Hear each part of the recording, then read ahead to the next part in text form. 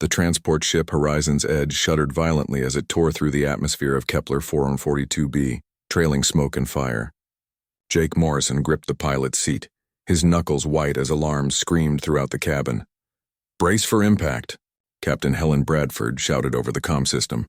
Jake had been working as a freelance mechanic for the Interstellar Trade Coalition for 3 years, hitching rides on cargo vessels to make his way through the outer colonies. This particular job was supposed to be simple: repair the climate control systems on a mining outpost and collect his payment. Instead, he found himself plummeting toward an uncharted jungle world. The ship slammed into the canopy with bone-jarring force. Metal shrieked and twisted. Jake's harness dug into his chest as the world spun. Then, mercifully, everything stopped. Silence. Jake unbuckled himself with shaking hands and surveyed the wreckage. Emergency lights flickered weakly. He could hear groaning from somewhere deeper in the ship. "Helen? Anyone?" he called out, stumbling through the tilted corridor. He found Captain Bradford pinned beneath a collapsed bulkhead, unconscious but breathing. The co-pilot, Danny Wright, was nearby, badly injured but alert. There were others, Danny gasped, blood trickling from his temple. The cargo hold, passengers. Jake made his way to the rear of the ship, prying open the warped cargo bay doors. The scene inside made him freeze. Cages, dozens of them. Most were empty now, their occupants either freed by the crash or dead. But in the largest cage, something moved. It was massive, easily 12 feet long, with scales that shimmered between deep purple and midnight blue. Its body was serpentine but powerfully built, with 4 legs ending in clawed feet. Folded against its sides were wings, tattered and torn. The head was distinctly draconic, with swept-back horns and a long snout. An alien, a sentient one, judging by the intelligence in those half-closed golden eyes. The creature was paralyzed, Jake realized. It lay on its side, breathing shallowly, unable to move. A metal collar around its neck displayed text in multiple languages, including English. Property of Vorten Exotic Holdings. Specimen 47. Drakari species. Non-compliant. Scheduled for termination. Jesus, Jake whispered. The dragon's eye focused on him, and Jake saw something there that made his chest tighten. Not just pain, but awareness. Understanding. This was a person, trapped in a dying body. Over the next 2 days, Jake worked frantically to save the human survivors. Helen regained consciousness but couldn't walk. Danny's condition worsened. They had no working communications, limited medical supplies, and were stranded on a world where the very air seemed hostile. The dragon remained in its cage, watching. On the 3rd day, Danny died. Jake sat beside Helen that night, staring at the small fire he'd built outside the wreckage. "We're not going to make it, are we?" Helen asked quietly. "I'm not giving up," Jake said, though he wasn't sure he believed it. "That creature in the cargo hold," Helen said. "It's still alive." "Yeah." "The collar says it's supposed to be dead. They were transporting it for execution." Jake didn't respond. "We should put it out of its misery," Helen continued. "It can't move. It's suffering, and we need to conserve our food and water." "No," Jake said firmly. "Jake, I said no." He stood up. "It's a person, Helen. It's aware. I saw it in its eyes. It's an animal. A dangerous one. Then I'll take care of it myself," and he did. Jake fashioned a sled from pieces of the ship's hull, using anti-grav plating he salvaged from the cargo bay. It wasn't perfect, but it allowed him to move the dragon without dragging it across the ground. The creature was heavy, even with the anti-grav assist. Jake's muscles screamed as he pulled it free from the wreckage and settled it onto the sled. "You're insane," Helen said, watching from the ship's entrance. Her leg was splinted, her face gaunt. "We need to focus on survival." "I am," Jake replied. He'd rigged a makeshift harness around his chest and shoulders, attaching it to the sled. "There's a signal beacon I detected about 40 kilometers northeast. If it's still operational, we can call for help." "And you're bringing that thing with you?" "Yes, it'll slow you down. It'll get you killed." Jake met her eyes. "I'm not leaving it behind to die alone." Helen shook her head. "You always were too stubborn for your own good." Jake left at dawn, pulling the sled behind him. The dragon lay motionless, its breathing shallow but steady. Jake had managed to get some water into its mouth using a tube, and he'd noticed its eyes tracking his movements. The jungle of Kepler 442b was dense and humid, Strange plants with bioluminescent flowers grew in twisted patterns. The sounds were alien, clicks, whistles, and low rumbles that might have been animals or wind or something else entirely. Jake navigated by the compass function on his multi-tool, heading toward the signal. Progress was agonizingly slow. The sled caught on roots and rocks. Jake had to stop frequently to rest, his body already exhausted from days of survival stress. On the second day of travel, he sat beside the dragon during a break, drinking from his canteen. The creature's eye opened, watching him. "I don't know if you can understand me," Jake said quietly, "but I'm going to get us out of here. Both of us." The eye blinked slowly. "My name's Jake. Jake Morrison. I grew up on Earth in a place called Colorado. Mountains, snow, wide-open spaces." He laughed bitterly. "Never thought I'd end up hauling a dragon through an alien jungle." No response, of course. But Jake kept talking anyway. It helped pass the time, helped him feel less alone. Days blurred together. Jake rationed his food carefully, sharing half of everything with the dragon. He'd learned to mash up the protein bars and mix them with water, feeding the creature with patient spoonfuls. It was a slow process, but the dragon swallowed. The collar around its neck bothered Jake. He studied it during rest stops, looking for a release mechanism, but it was locked with technology beyond his expertise. The text display occasionally flickered with warnings. Specimen unstable. Neural suppression at 94%. Termination recommended. "They did this to you," Jake murmured, running his fingers along the edge of the collar. "They paralyzed you on purpose." He thought about the cargo manifest he'd glimpsed before the crash. Exotic animals. Rare specimens. Slavery by another name. On the 7th day, Jake's food ran out. He kept going. On the 10th day, he collapsed. Jake woke to find himself lying on the ground beside the sled, his body shaking with exhaustion. The dragon's head had shifted somehow, its snout now pointing toward him. Those golden eyes were wide open, staring. "I'm sorry," Jake whispered. "I tried." He closed his eyes, expecting darkness. Instead, he felt warmth. A strange, tingling sensation spread through his body, emanating from somewhere near the dragon. Jake forced his eyes open and saw a faint glow surrounding the creature's form. The collar around its neck sparked and flickered. Energy. The dragon was sharing energy with him. Jake gasped as strength flowed back into his limbs. Not much, but enough. "Enough to stand." "Enough to keep moving. Thank you," he breathed. The glow faded. The dragon's eyes closed again, its breathing even more labored than before. Jake picked up the harness and pulled. 23 days after leaving the crash site, Jake finally reached the signal beacon. It was an old survey station, abandoned but still functional. Jake collapsed inside the small shelter. The dragon's sled pulled in behind him. His hands were bleeding, his boots were falling apart, and he'd lost at least 20 pounds. But they'd made it. The beacon's power cell still held a charge. Jake activated the emergency broadcast, sending out a distress signal on all coalition frequencies. Then he collapsed. He woke 12 hours later, his body stiff and aching. The dragon lay beside him, still paralyzed but watching. Jake noticed something different. The creature's breathing seemed stronger, more regular. "Hey there," Jake said softly, dragging himself over to check on it. "We made it. Help's coming." He cleaned the dragon's scales carefully, using water from the station's recycler. The iridescent coloring was remarkable up close, each scale a tiny work of art. As he worked, Jake talked. "I had a dog once back on Earth. His name was Copper. He was a mutt, kind of reddish-brown, hence the name." Jake smiled at the memory. "He got sick when I was 16. Vet said we should put him down, that he was suffering. But I wasn't ready. I took care of him for 3 months. Carried him outside when he needed to go, fed him by hand. He couldn't walk, couldn't barely move," Jake's voice caught. "Everyone said I was being cruel, making him suffer. But I knew Copper. I knew he wasn't ready to go.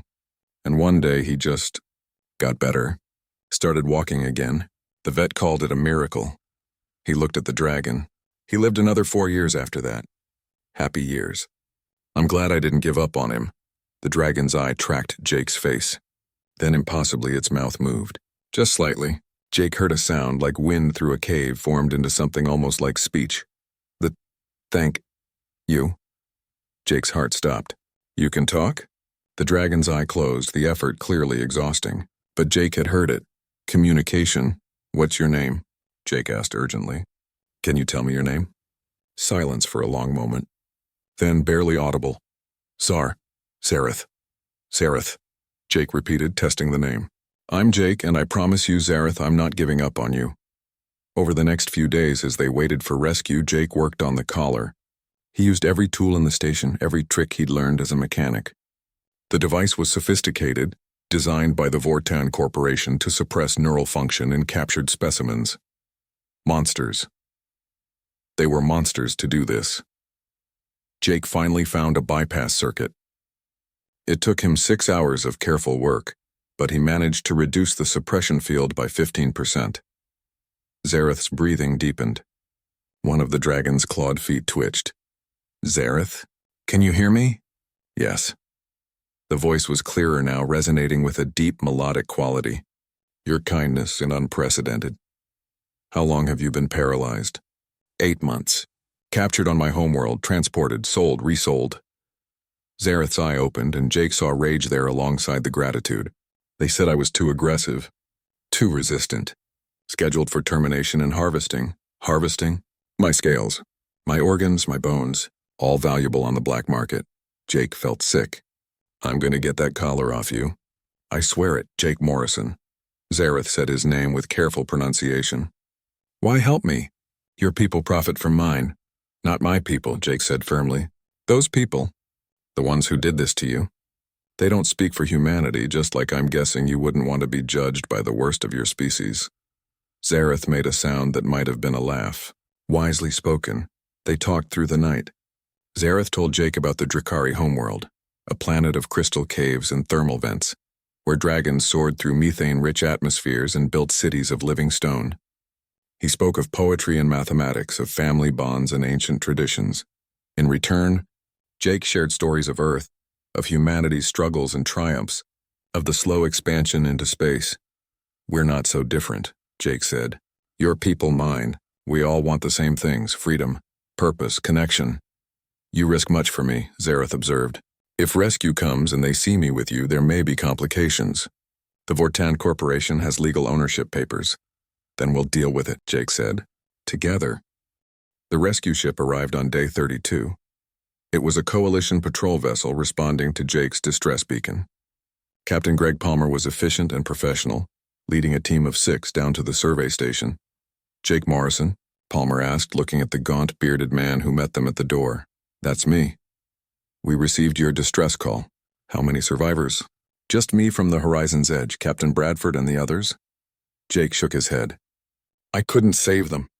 But there's someone else. Someone who needs help. He led them inside where Zareth lay on the sled. The reaction was immediate. 2 security officers drew weapons. Palmer's hand moved to his sidearm. Stand down, Jake shouted, positioning himself between them and the dragon. This is a sentient being, a survivor, not a threat. Sir, that's a Drakari specimen, one of the officers said. They're classified as dangerous exotic fauna. Protocol requires. Protocol can go to hell, Jake interrupted. Zareth is a person. He's been held as a slave, tortured, and scheduled for execution. He's under my protection. Palmer studied Jake for a long moment, then glanced at the dragon. Zareth's golden eyes met his gaze steadily. Can it speak? Palmer asked. Jake corrected. And yes. I am Zareth of the Drakari Deep Clans, the dragon said, his voice growing stronger. I claim sanctuary under Coalition Law, Section 14, Subsection B. Protection for sentient beings fleeing persecution.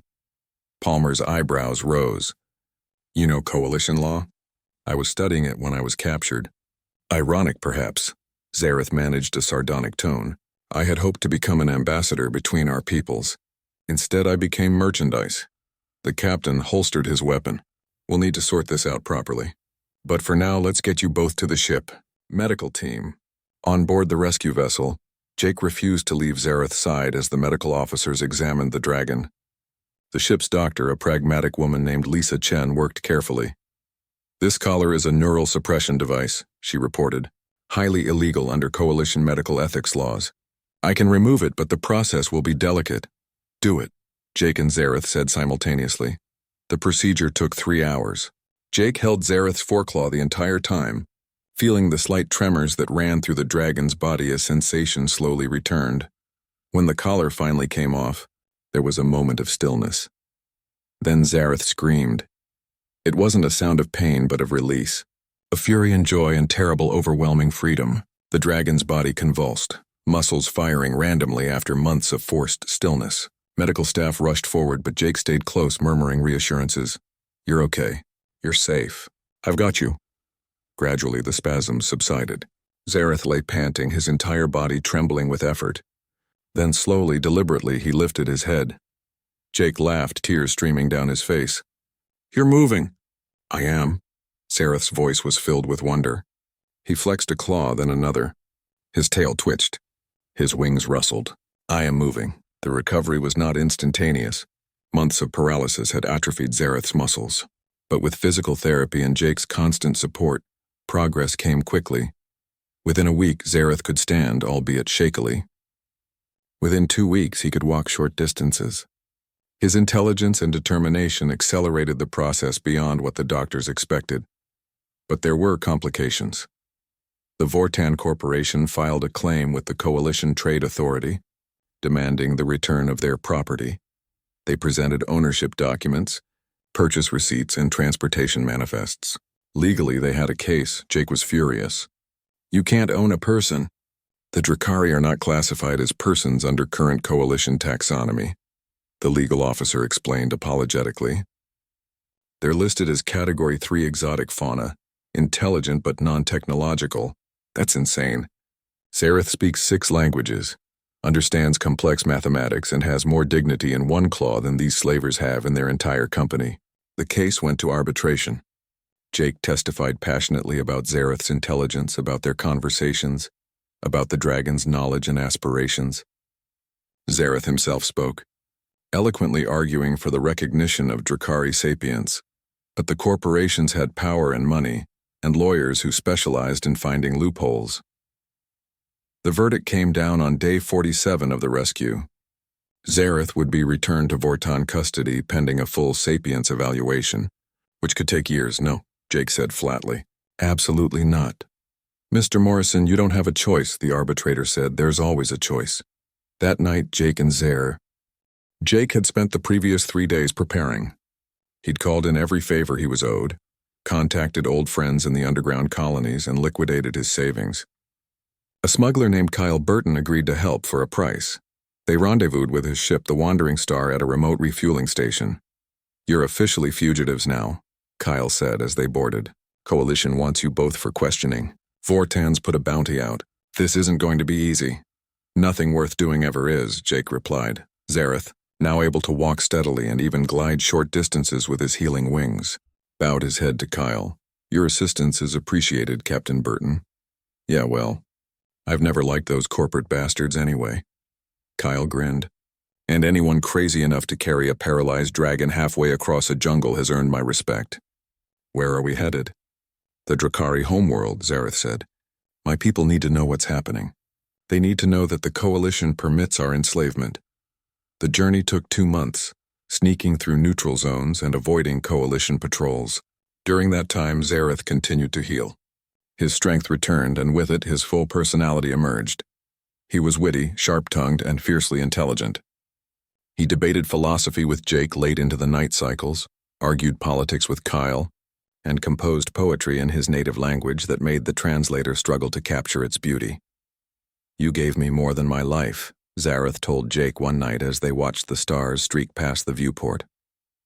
"You gave me hope. You reminded me that there is goodness in the universe, even in places I did not expect to find it." "You would have done the same," Jake said. "Perhaps, but I was not the one who did it." "You were." Zareth's golden eyes glowed with intensity. "Among my people there is a bond called Nashkra. It means soul carrier, one who bears another's life when they cannot. It is the highest form of friendship, reserved for those who prove themselves in the most desperate times. I just did what was right." "Exactly." Zareth extended a claw, and Jake clasped it. "You are my Nashkra, Jake Morrison, my soul carrier, and I am yours, from this day until the stars grow cold." When they finally reached the Drakari homeworld, a planet called Shrakar, they were met with suspicion and wonder. The Drakari had limited contact with other species, preferring isolation after centuries of exploitation attempts. But Zareth was from a prominent clan, and his testimony carried weight. More importantly, Jake's presence, a human who had risked everything for a Drakari, made an impression. The clan elders listened as Zareth described his capture, his enslavement, and his rescue. They examined the scars from the collar. They questioned Jake at length about human society, about the coalition, about the corporations that traded in sentient beings. Finally, after 3 days of deliberation, the eldest of the clan leaders spoke. "We have lived in isolation to avoid these very evils," she said, her scales silver with age. "But isolation has made us vulnerable. If we do not stand for ourselves, who will?" "I will," Jake said. "If you'll have me." The elder looked at him with ancient eyes. "You have proven yourself Nashkra to one of ours. That makes you part of our clan, Jake Morrison. Welcome home." What followed was a whirlwind of activity. The Drakari, with Jake's help, began documenting the extent of the exotic trade. They gathered evidence, testimonies, and legal precedents. They reached out to other species who had been classified as fauna by the Coalition's taxonomy. A movement began. A revolution, really. Jake became an ambassador of sorts, traveling between worlds, speaking at forums, organizing protests. Zareth, fully recovered and magnificent in flight, became the face of the freedom movement. Together they were unstoppable. It took 3 years, but eventually the Coalition was forced to act. The Sapience Recognition Act passed, granting personhood status to any species capable of demonstrating abstract thought, language use, and cultural development. The Drakari were among the first to be reclassified. The Vorton Corporation was prosecuted, its executives facing charges of slavery and crimes against sapient beings. Hundreds of Drakari and members of other species were freed from bondage. On the day the verdict was announced, Jake stood on a balcony overlooking the Drakari capital city, watching dragons soar through the methane-rich skies. Zareth landed beside him, his wings fully healed now, powerful and graceful. "We did it," Jake said. "You did it," Zareth corrected. "The moment you chose to pull a paralyzed stranger through a jungle instead of leaving him to die, you changed everything." "I couldn't leave you." "I know." Zareth's voice was warm. "That is why you are my Nashkra. That is why you always will be." Jake smiled. "So what now?" "Now?"